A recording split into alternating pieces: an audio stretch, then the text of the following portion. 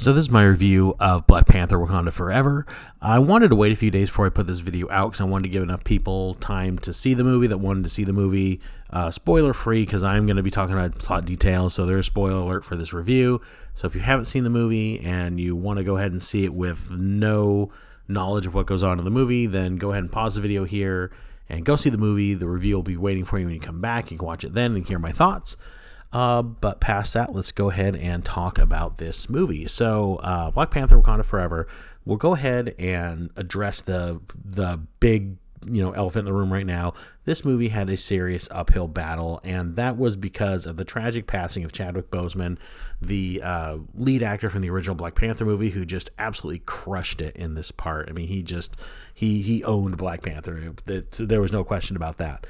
And so there was a question of what's Disney going to do going forward? Are we going to go ahead and just continue the series and recast the part, or continue the series with just the supporting cast and just kill off the titular character? They chose the latter.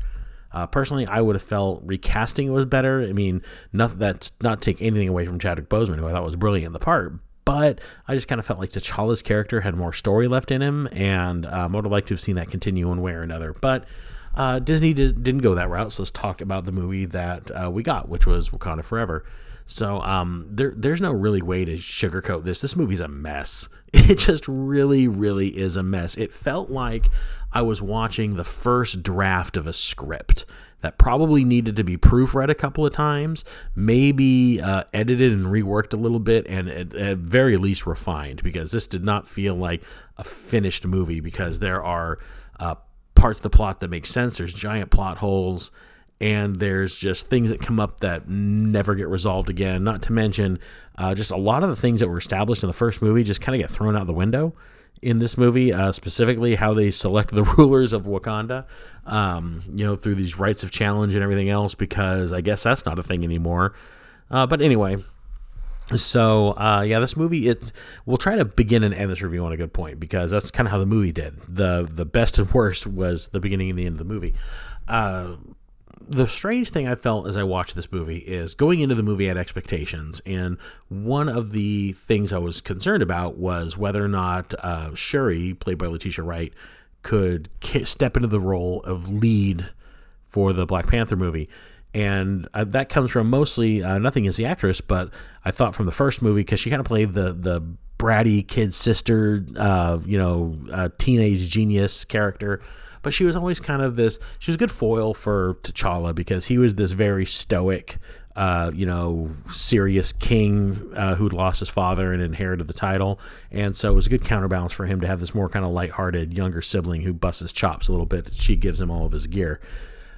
So her coming from that role into this lead, I didn't know how that would play out, but surprisingly it played out really, really well. I thought she really did a good job in this movie, bringing this character to light and bringing a lot more gravity and weight to her performance. One of the best scenes of the movie is the very first scene of the movie, where T'Challa is on his deathbed and Shuri is just working frantically in her lab because he's fallen ill to some sickness. And the only thing that can cure him at this point is going to be another dose of the herb that gives him the Black Panther power, but that has been destroyed. From the first movie, Killmonger burned the only field where it grows, and so she's trying to synthesize an artificial version of it, and everyone's telling her, just it's too late, you just should be with your brother, say your goodbyes, and she won't give up. She wants to save him, and she's working until the last minute, and then he passes, and she's too late. She falls short. And that kind of defines her story arc going through the whole movie, which I enjoyed. That part of the movie I really liked. Her arc in this movie I liked.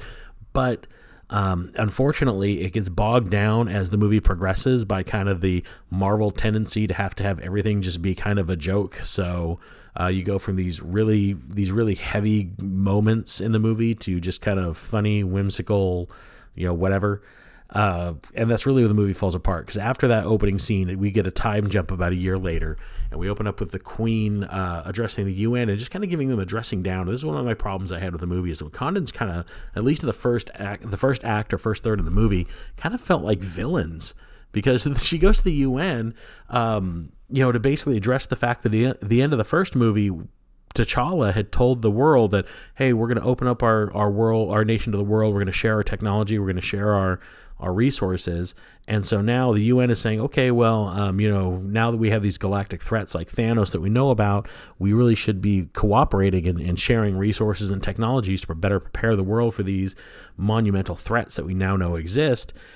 And the Queen is like, no, we're not doing any of that. I don't trust any of you guys, the technology. I know my son promised you we'd share, but I'm going to go ahead and renege on all those promises. And yeah, I mean, she's kind of a jerk. And it comes across like it's supposed to be this powerful moment for her, but she's basically just going back on everything that the previous ruler had said he'd do. It makes her look like a pretty bad ruler, in my opinion.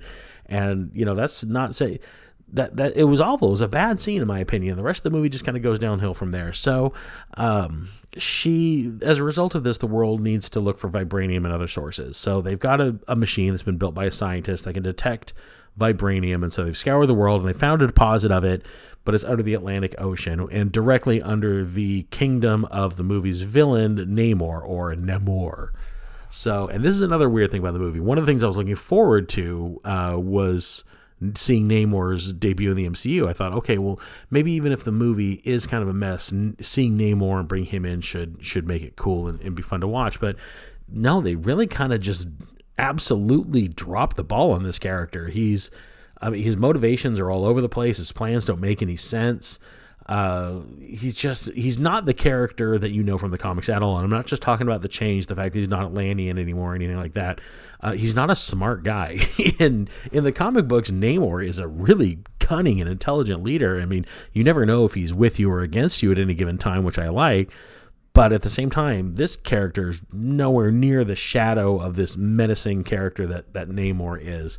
So he comes from a nation that had been ransacked by the Spanish about 400 years ago, and his people have a similar herb to the Wakandans, but when they took it, not only did it give them super strength, but also allowed them to live under the sea.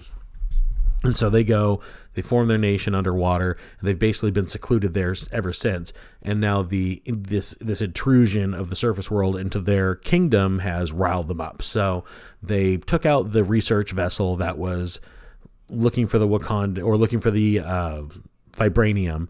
And because it was done by people with superhuman abilities using vibranium weapons, the United Nations in America believes that it's the Wakandans that attacked the boat. And they destroyed the device that was detecting the vibranium, but they're afraid that they could build another device. So Namor decides he's going to go kill the device's inventor, which is Riri Williams, Ironheart. And I'm just thinking, why are you doing this? They've already found the vibranium. They know where it is. They were going down there to get it. So destroying the machine that detects it after it's detected is a stupid waste of time. And that was one of the problems, as you can tell, they're just shoehorning Riri Williams into this movie to launch the Disney Plus series, because Riri, she plays about the exact same part in this movie that America Chavez played in the Doctor Strange movie. She's just the thing they're fighting over. She doesn't really have a part in the movie. She doesn't really have agency. She doesn't really do anything. She's just there because Namor wants to kill her because she can design this machine, and the Wakandans are trying to protect her. I don't know why, because it seems like it would solve a lot of their problems if she was dead too, based on the beginning of the movie. So their motivations in this instance don't make any sense either.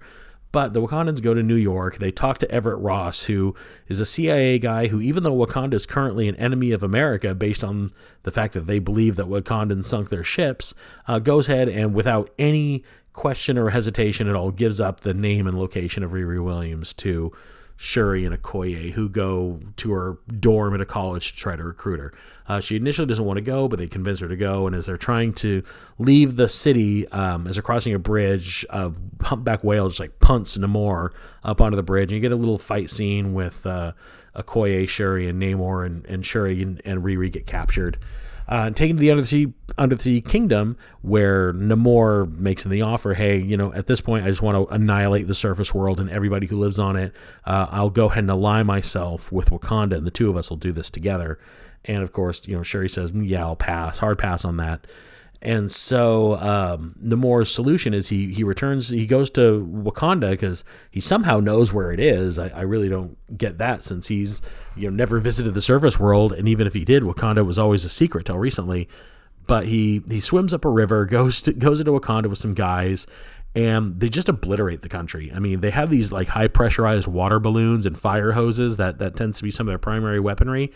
And so they like flood the city. They just wash the Dorme Milaje and the Midnight Angels just completely out of the city. And they take the throne room. They kill the queen. They've pretty much conquered the country at this point, or at least have taken the capital. But then Namor just looks down at Shuri and he's like, well, I'm going to come back here in like a week, and I'm going to get your decision. And just remember, I did this with 18 guys. Just imagine what I could do with my whole army. And I'm just thinking to myself, why not just sit on the throne? You wanted Wakanda. You have it now. There's nothing left to challenge you. You've just taken out their military and all of their defense. But no, he just after he conquers Wakanda, he unconquers it because he wants them to join him. And so he leaves and goes back to the ocean, leaving Shuri with enough time to formulate a counteroffensive. And so she comes up with this. They come up with this plan where they can lure Namor to the surface of the ocean with these giant Wakandan submarines that they have. And once he's there, they can suck him up into one of the Wakandan air vessels and surround him by these like industrial strength space heaters that'll dry him out, and that will essentially weaken him because he gets his power from water. And they do that. They enact their little plan, and they suck Namor up. He's surrounded by heaters, and then they figure they're going to drop him in the Mojave Desert, and he'll turn into Namor jerky out there, and problem solved. But unfortunately, he's still superhuman, so he uses his spear. He crashes the jet there on the riverbank or the beach of the sea. And he's staggering, and he's trying to get back to the water, and that's where we get our big fight with, or the big reveal with Shuri now has taken the mantle of Black Panther. She shows up in her new Black Panther suit, and the two of them have a big fight. It's a big CGI battle. Shuri takes there's a point in the movie, and I know this is a superhero movie, so this usually happens, where people take way more damage than they should be able to survive. But even for a superhero movie, Shuri takes way more damage than she should be able to survive. And I don't need to get into all of that, but for those of you who've seen it, you probably know what I'm talking about. And it like doesn't even affect her. She can still do her flip ninja kicks and everything else, and she ultimately defeats Namor. He surrenders, and they just let him go back to the ocean, and that's it. That's how they deal with a problem. And I thought that was just incredibly weak. I mean, what are we even doing here? What's to think other than his word? Which, I mean, I guess you take Namor at his word. You're going to trust him that he's just going to go ahead and make peace after that.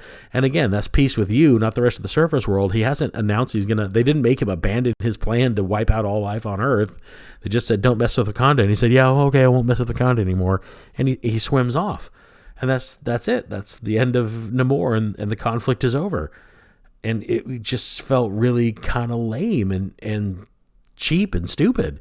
So, but that does lead into the other part of the movie that I really liked. And this was a problem that I had when I talked about the movie Prey, which was, as much as I like that movie, I didn't like how at the end of the movie, Naru just kind of returns to her tribe with a predator's head, triumphant that she overcame and defeated this thing. And like the effects of the movie, or what happened in the movie, don't really affect her at all. Shuri just collapses on the beach, and finally the weight of everything that's happened in the movie just hits her, and she just sobs there on the ocean. And it was a really, really good scene, and Letitia Wright just sells it as far as her performance goes. And it leads into this really good tribute of Chadwick Boseman and her, and as she's going through the memories of the Panther and finally mourning him. She's been angry. She was angry at herself because she couldn't save him, and she was angry that he was taken, but now she's finally mourning the loss.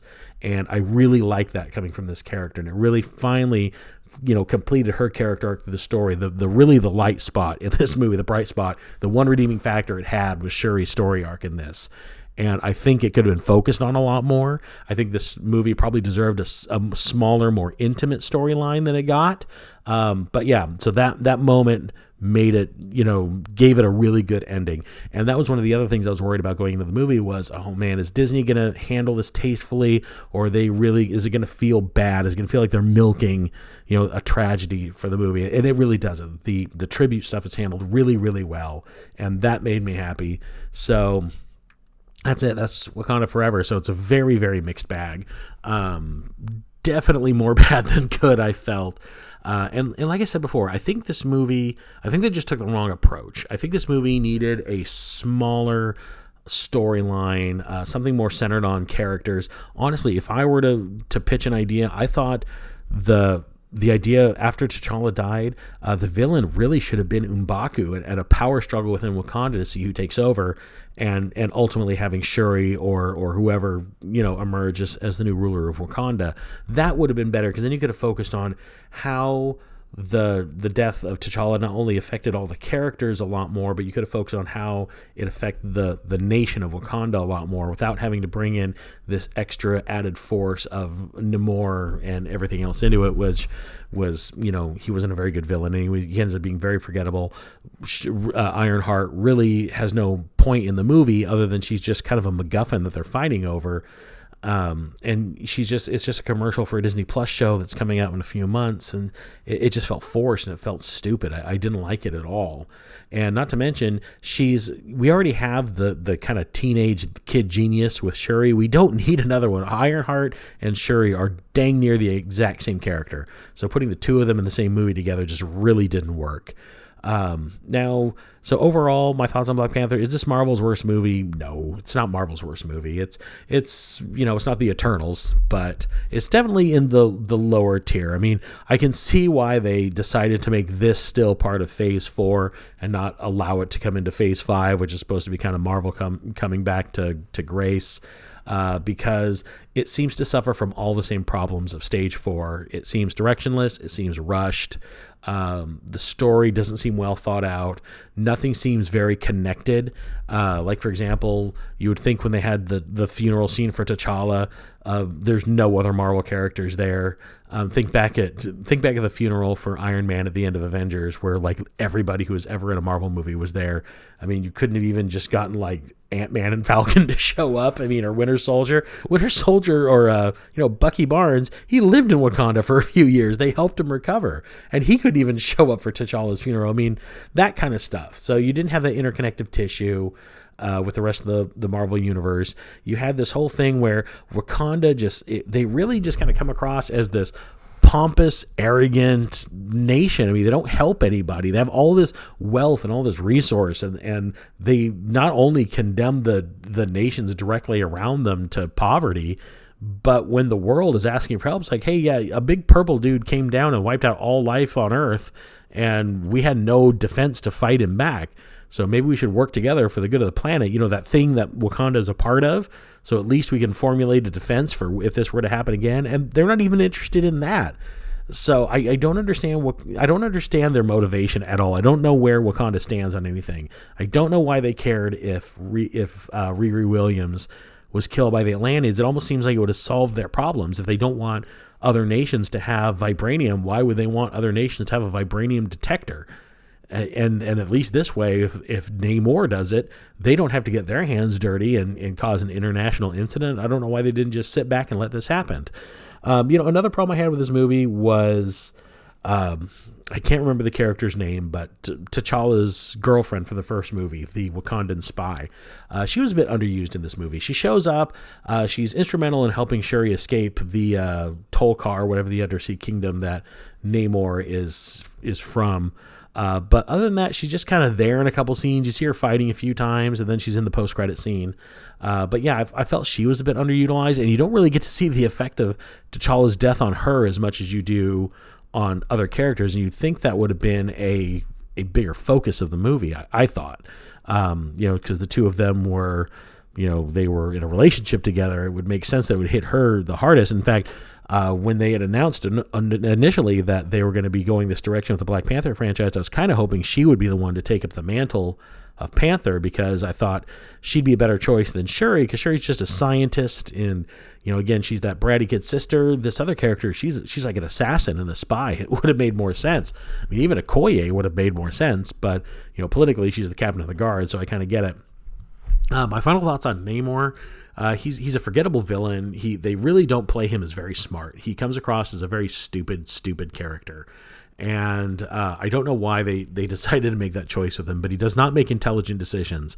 Like if I would have pictured that if the comic book version of this character were faced with this exact same dilemma, where they find out that he finds out his kingdom is sitting on this vast resource that the entire world wants, I kind of pictured Namor just sitting back in his throne and making a proclamation to the world saying, I have a natural resource here that everybody wants. You're going to have to deal with me. And until you do, I'm going to sink every ship that tries to sail on my oceans.